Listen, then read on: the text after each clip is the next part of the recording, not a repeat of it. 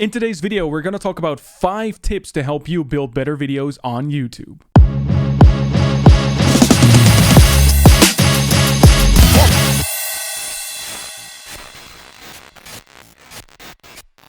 So tip number 1 would be to use B-roll footage. Now you're probably thinking to yourself, what exactly is B-roll? Well, let me explain. So there are 2 types of rolls when we are thinking about content creation. We have B-roll and we have A-roll. Now, A-roll is what you are exactly looking at right now. I'm the person talking to the camera, and that's what you see in the video. That's what we call A-roll. When we're talking about B-roll footage, it mainly is that I will insert something else that I'm narrating over.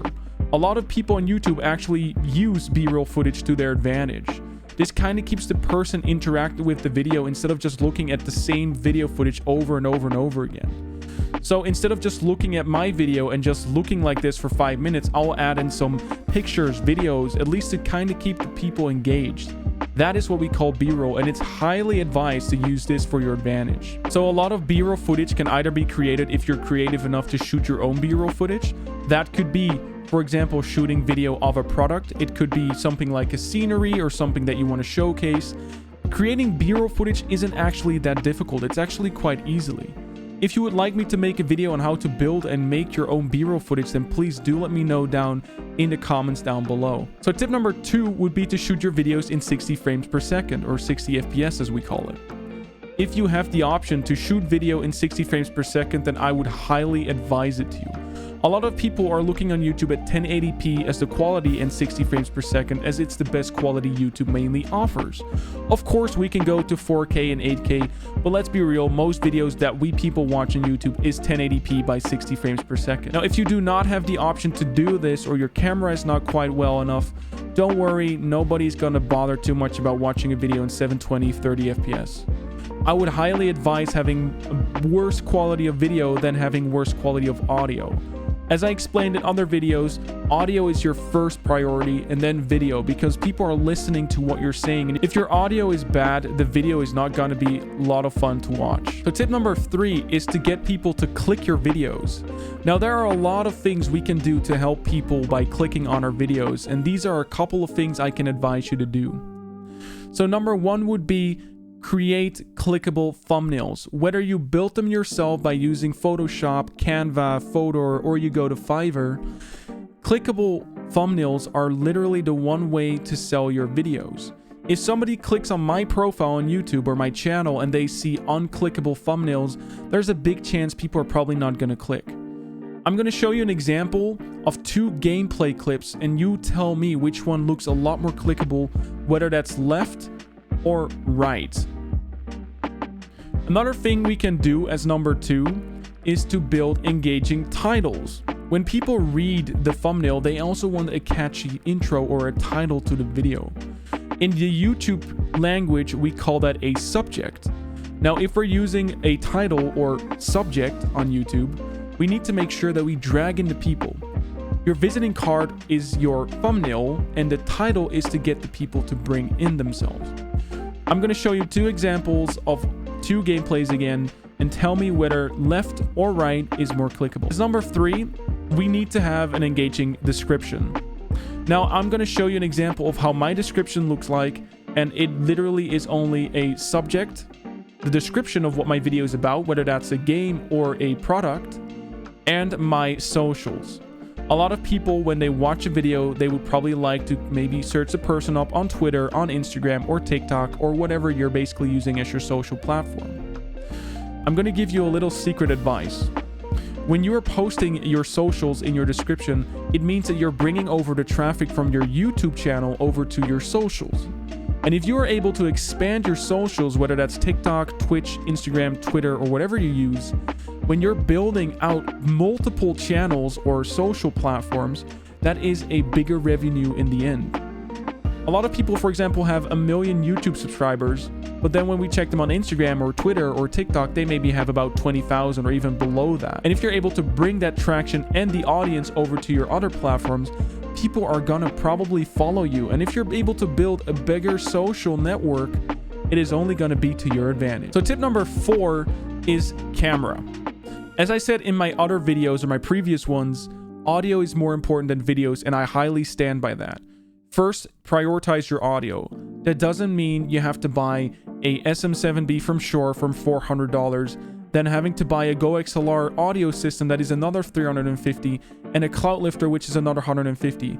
My audio setup is approximately over $1,000, and that is not something I would advise buying if you're just starting out with content creation. Of course, the Shure SM7B is a beautiful mic to go to, and I highly advise, if you have the money to do it, it might be a good choice, but definitely not in the beginning. But I highly advise buying, and what I stand by before was the Blue Yeti. However, now that we are in 2022, there are some changes that came my way, and I would highly advise buying the Elgato Wave 3. So as I said before in my previous videos, prioritize your audio and then your video. Now, I'm not saying spend as much money as you can on your audio or video, but I'm going to explain to you how you should tackle this. So video is important. Of course, the better your quality video, the more enjoyable it is. That's just a fact. However, that doesn't mean you have to buy a $3,000 to $4,000 camera just to become better at YouTube. If you look, for example, at people like Jacksepticeye or PewDiePie in that instance, they all started with some crappy quality camera, but they made it so incredibly well in their progress that obviously upgrading it in the end was a good decision. So in my previous videos, I prioritized audio over video, and I still stand by that today. That doesn't mean you have to spend X amount of money to think you're gonna grow by maybe buying a $4,000 camera and a $1,000 audio setup. Of course, the better the audio and video, the more enjoyable it is. That is a fact. However, that doesn't mean how much more money you spend, the bigger your growth will be. That is not true. Let me quickly... there we go. As for my previous videos, I've always stood by prioritizing audio over video, and I still do so today. Your audio is way more important because people tend to listen more than just watching the video. What you see a lot is that people walk away from their monitor or their phone or tablet or iPad or whatever you're using, and they listen to what you have to say. So if your audio is bad, the video is not going to be as much as important because your audio is way more a part of prioritizing. Now, what I would advise for using as video is probably look for a Logitech C920, or if you have a budget bigger, maybe a Logitech Brio 4K.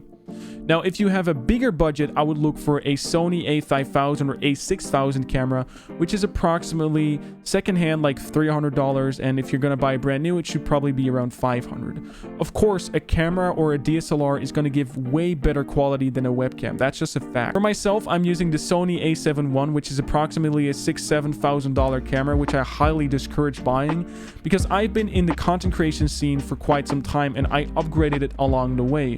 Of course, I work full-time. I work 40 hours a week, 5 days a week, and I've got a good job with a good offer, so I'm able to afford this myself. Now, if you're somebody who just starts out, I highly discourage spending as much money as you can on equipment because it's not worth it. Buying better equipment or more expensive equipment doesn't mean you'll get a better following. There's a lot of people on Twitch or YouTube who don't even have a camera, or they have not good quality audio, but they're still making way bigger growth than, for example, myself. However, I do encourage using a webcam or a camera because they're just adding more of a personal touch to your stream. People are always there for you, not for the game. So as tip number 5, I just want to say don't be afraid. I know being on camera might become a little bit uncomfortable, and you're probably not used to it on being on video and watching yourself back, but trust me, I have gone through the process. I know how difficult things can get, especially when you just record a video, you put it in your editing software, and you're looking at it and you're like, I'm not really sure if I want to post this on YouTube or Twitch or whatever platform you're using. What I do want to say is that I highly advise not being afraid. Just build the videos, edit them as best possible as you can, and enjoy the journey. YouTube is a big privilege of building videos and hopefully making a career out of that. That's at least my goal and my purpose, to share my knowledge with the people around me and to make people smile. I know that if you are on video or you're recording yourself, you might feel a bit uncomfortable by rewatching the video in your editing software, and you're like, I'm not really sure if I want to post this on YouTube or other platforms. But trust me, I remember making a video about the Leap Motion, and I thought it was going to be horrendous, but it turned out to be my most popular video, getting 20,000 views. That is insane for myself. I know a lot of people get 1 million views and even more, but for me, having only 1,000 subscribers and hitting a video that I never thought was going to do great, and yet it actually did, it really made me smile. And my main purpose on YouTube is to make people smile and to bring and share my knowledge to the people around me. Anyway, guys, if you enjoyed today's video, then please make sure you hit down the subscribe button, hit the notification bell to always stay up to date with my content. And if you like this video, let me know down in the comment section down below what you want me to showcase next. Anyway, guys, hope you have a great one. Enjoy your YouTube journey. You're gonna love it. I highly encourage it. And I'll see you guys in the next video.